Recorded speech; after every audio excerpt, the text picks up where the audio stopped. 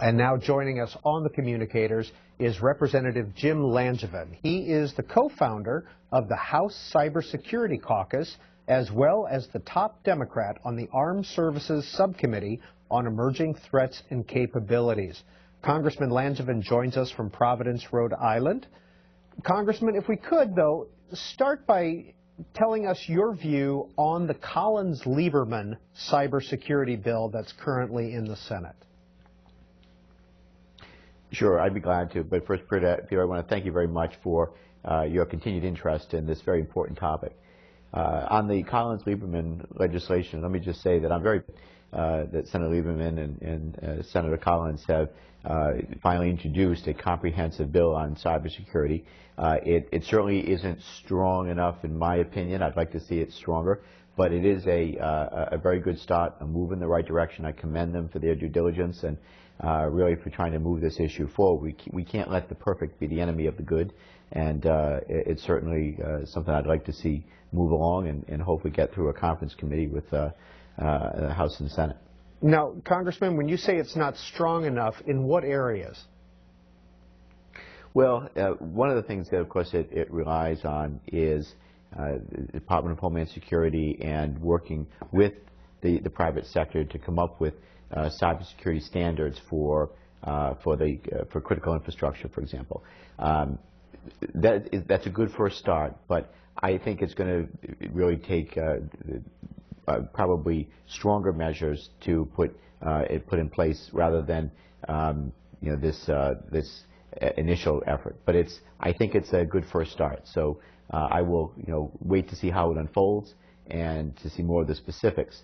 But I want to see, of course, if in fact it passes, the type of standards that are adopted and then how they're implemented. The stronger the standards, the more confidence I'll have in its effect. Now, you mentioned DHS. In your view, is DHS the right agency?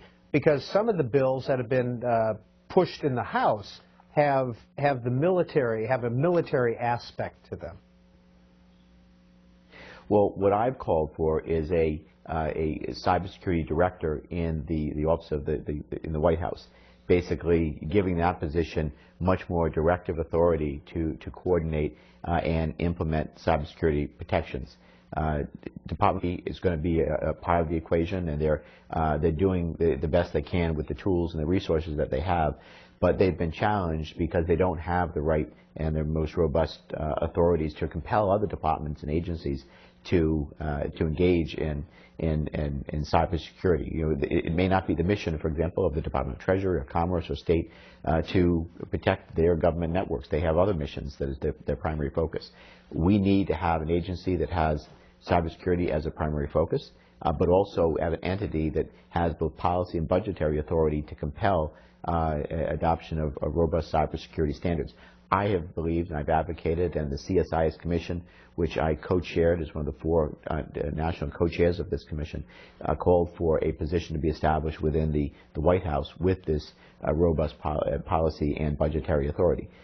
That being said, the Lieberman-Collins legislation does give DHS more authority than what they have now, and it does begin the process of closer collaboration between government and the private sector. It really will require a public-private partnership working together to get cybersecurity done right, and that's one of the highlights of the bill and something that I do support.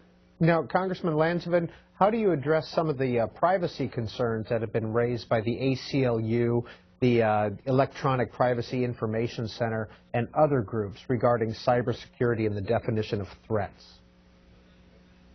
Right. And it's a very good point to raise privacy and civil liberties concerns. I think this is something we have to be very attuned to, very sensitive to, and we have to work with the privacy and civil liberties groups to instill confidence that we're doing this the right way.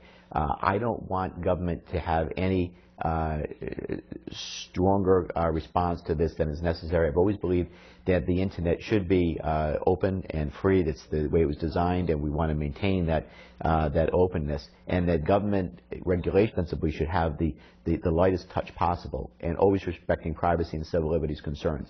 The problem that we have is that where the greatest damage could be done in critical infrastructure, for example, by the electric grid is probably the best example.